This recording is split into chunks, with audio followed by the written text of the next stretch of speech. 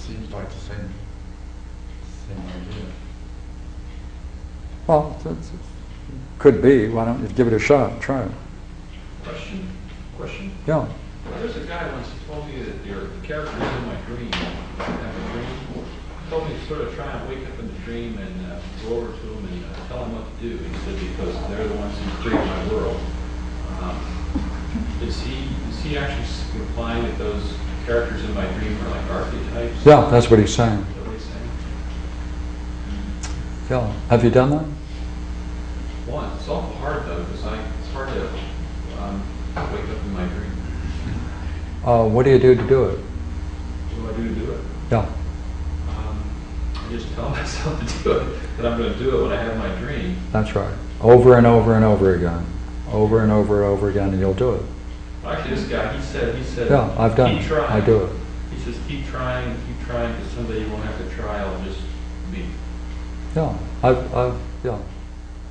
Early in my youth, I had such terrible nightmares that I'd fight going to sleep all night until I finally pass out.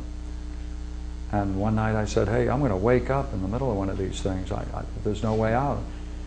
And so sure enough, I woke up in the middle of a dream and said, hey, I know that behind that door is that terrible monster. I'm going to go out the other door. Yeah, so I woke up in dreams. That gave the experience of the latitude. There's a certain range of freedom you can have in dreams. But he is saying, is he not, if I understand you, that you can also dialogue with the people within the dreams. I have found that that's limited. Now he, of course, I'd like to hear more about that, actually, the full range of that. Because, you see, the thing that you want to do in dreams is to trigger, assist, bring about the highest range of human experience possible, rather than manipulating this and that. I think he was coming from his perspective, it's sort of like something you were saying last week. He was saying that when I'm awake, I'm walking around, I'm really asleep. But when I'm asleep and I'm dreaming, I'm really, really awake, because that's where everything gets created. That's right. You were saying something last week that one of our problems is that we think that we see that there's light, we see the light, but the lights aren't really on, the lights are really off. Yeah, that's right. Yes, that's quite true. The important thing in dreams is to recognize, one, that if you can understand a dream just in terms of its own message, in terms of itself rather than interpreting it, then invariably you come up with the insight that it's telling you something you need to know about life that you've ignored, or you've misunderstood, or you interpreted in one way or the other so as not to be able to see it. What that means then is that there is something awake in your everyday world, like right now, there's something awake to our entire existence, but our ego allows us only to see a fraction of it through a slit. And the dream wakes us up at night, right? Wakes up with a dream and lets you know what you ignored. Therefore, what we call the dream master, the creator of dreams, is extremely profound, because it has to be able to reach into your past for the symbols and the images you need in order to communicate what it is you missed. Has to put it in such a way so succinctly that you can then quickly understand it when you have the tools to do it. And therefore it is truly a masterful creator of dreams. So the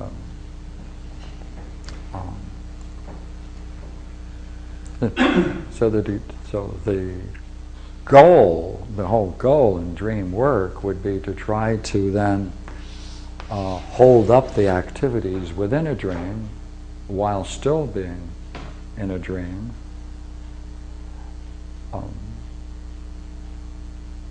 And just get to the point where one can allow it to happen. The same thing in meditation, allow it to happen. It's that same kind of witness consciousness. And that opens up larger, more universal experiences.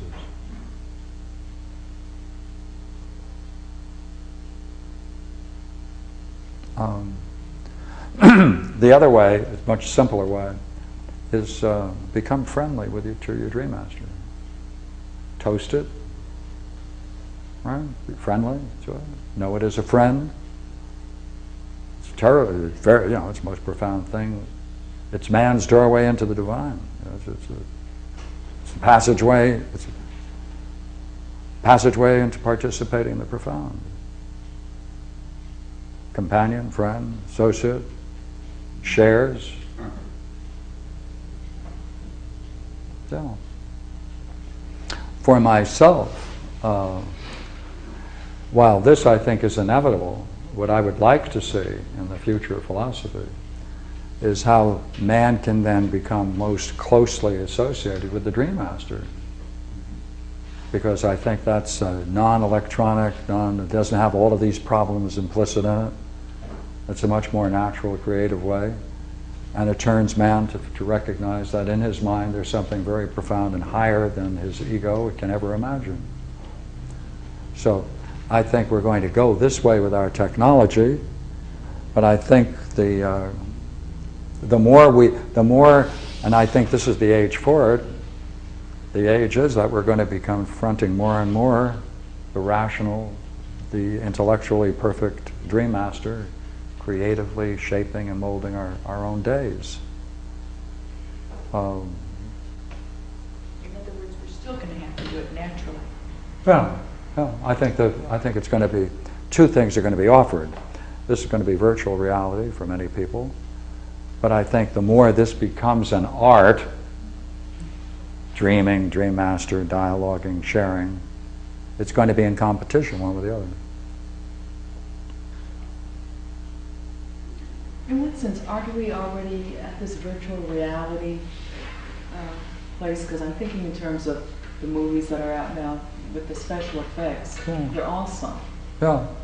No, it's But just, there isn't a higher purpose to That's any right. of, that's right. say, water or Yeah. all this other business. That's right. But in many ways, I think we're already there. Yeah, that's right. That's where it's going. Yeah. All we have to do is find a way to see as multimedia becomes Well, we more have available. technology, yeah, that's what I'm saying, yeah. The more people can do it in smaller units without terribly expensive equipment, the more it's going to shape this kind of purpose, I believe. But as I say, I don't know whether, I think I might take an interest in it, but I don't know whether I'd really say I'd center my activities in it. That's not where I'm at. I think the rational, the intellectual way through dreams and meditation is the obvious way, and the more profound way, more direct way. But I think that's where our culture is headed. So you feel that like electronically, some kids in the future will be playing with their multimedia and all of a sudden they'll have a beholding experience. Yeah, oh yeah. Yeah, I think that's quite possible. And I think they're going to do it with all kinds of catalysts from the drug world. The assumption of the drug world, or biochemistry, is that for every experience, every distinguished experience, if this is the range of human experience, and if it can be cataloged as states of mind, then there should be a drug, a biochemical correlate to every experience. And therefore, if that's the case, I think that what they're going to work it out, just like Mendeleev periodic table of elements, someone's going to have a periodic table of elements of psychic states of mind, and I think they're going to find correlates to it that are biochemically based, synthetically produced chemicals that will fill it out. And among these, I think there might be some that would fit right into this. I don't know enough about it at this point. And I think that's where we're going. Would you sort of like talk a dream through the analogy of the cave? Pardon? The analogy of the cave. Yeah. Could you sort of like translate a dream interpretation to the cave experience? Or? I'm not sure.